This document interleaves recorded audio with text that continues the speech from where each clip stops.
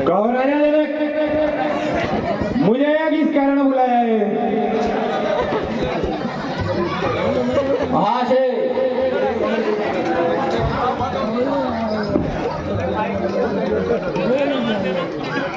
कहो राजा जनक, तूने 23 के राजाओं को आमंत्रित किया है और मुझे आमंत्रित क्यों नहीं? क्या कारण था? अत्यंत शीघ्र बता दे। हे महाराज, आपकी लंका और हमारी जनकपुरी के बीच में जो 100 योजन समुद्र फैला हुआ था, इस कारण हम आप तक ये संदेश नहीं पहुंचा पाए। इसके लिए हम क्षमा प्रार्थी हैं। जब तेरे राज्य में कोई ऐसा चतुर मंत्री नहीं था तो इंद्र को देखता था, यह नहीं तो पवन को देखता था, यह नहीं तो समुद्र में पका देना था, समुद्र खुद जलकर मेरे घर देने आता। अब हुआ तो सब ठीक हुआ। अब तू यह बता, कहाँ है धनुष और कहाँ है जानकी? धनुष को तोड़कर जानकी को ले जाता हूँ। महाशय, अपने क्रोध को थोड़ा शांत कीजिए और कृपया हमें अपना परिचय दीजिए। ये कौन मूर्ख है जो मेरा नाम जानता नहीं? मेरा यश त्रिलोकी में जा रहा है, नहीं जानता है तो सुन ले। उत्तम कुल पुलस्त मुनि नाथी विश्रवा का जाया, ये कुंभकर्ण का भाई, मेघनाथ का पिता, लंकाधिपति राजा रावण मेरा नाम है। महाशय, यह गरुड़ का धनुष रखा हुआ है, क्यों बकवास करते रहते हो?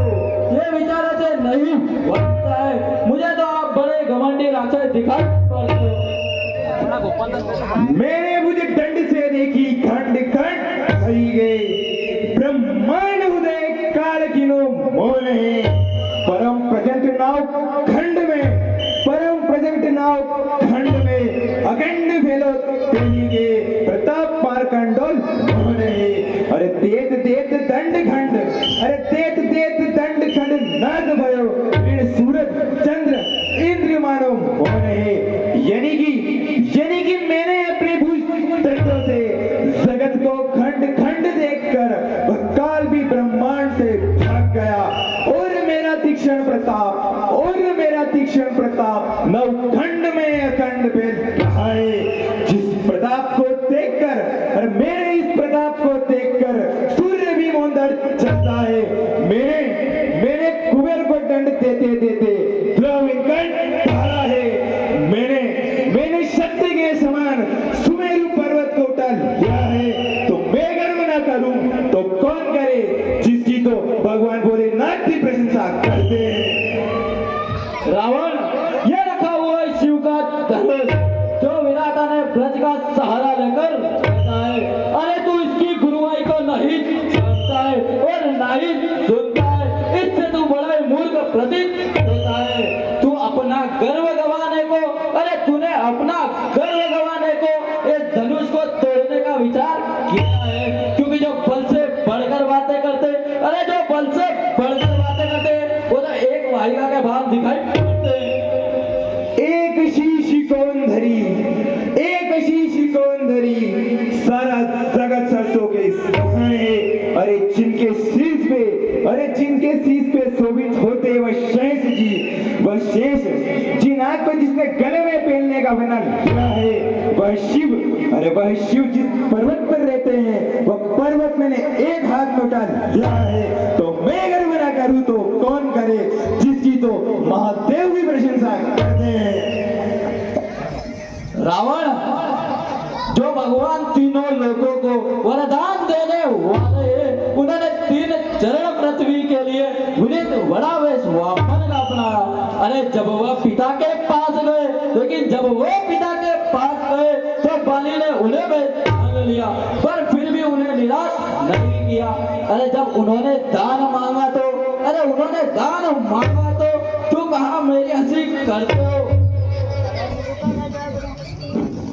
सुन चुका हूं प्रण तेरा ये असमंजस की बात, अब कौन करे बखान, चला धनुष कैलाश चैन से उठाओ, धनुष को तोड़कर अरे तेरे ही मद को तोड़ूंगा और तेरी पूरी को लेकर समुद्र में बहा दूंगा।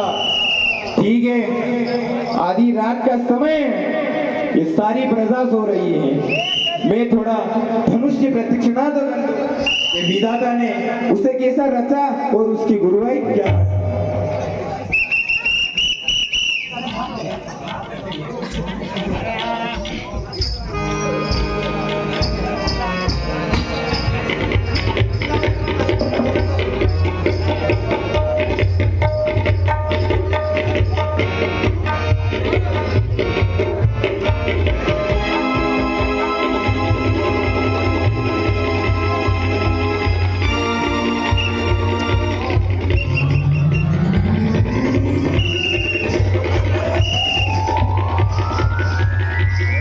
रावण, ये आधी रात का समय हो रहा है, तुम ये धनुष के पास क्या कर रहे हो? ये मच्छर कौन है जो आधी रात को भी मंडरा रहा है?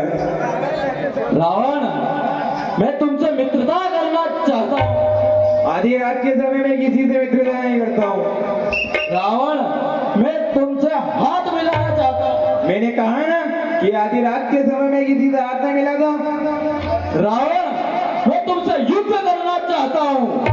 अरे मूर्ख, आधी रात के समय में किसी से युद्ध नहीं करता हूँ।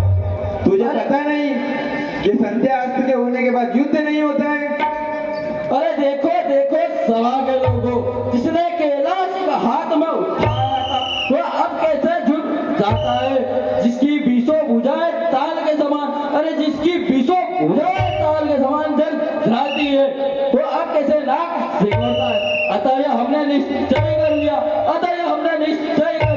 कि शिव की पताका को नहीं तोड़ता।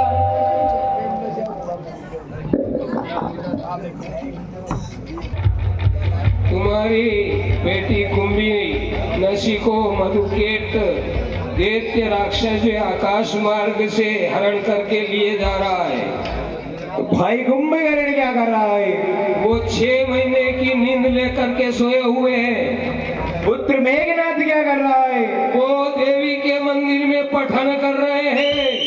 तो जब देखो तब देवी के मंदिर में रहता है। ब्रह्मा देव क्या कर रहे हैं? ब्रह्मा जी जो है एक मनुष्य के आंख बिठा रहे हैं। इस बुड्ढे को भी फुर्सत नहीं है। भगवान भोलेनाथ क्या कर रहे हैं? अरे वो गांजे भांग के नशे में मस्त है। किसी को भी फुर्सत नहीं है। मैंने सुना है कि नारायण ने त्रेता युग में अवतार लिया है। मैं उन्हीं से विनती करता हूँ कि आप आगे मेरी इस संकट विपत्ति में मेरी सहायता करें।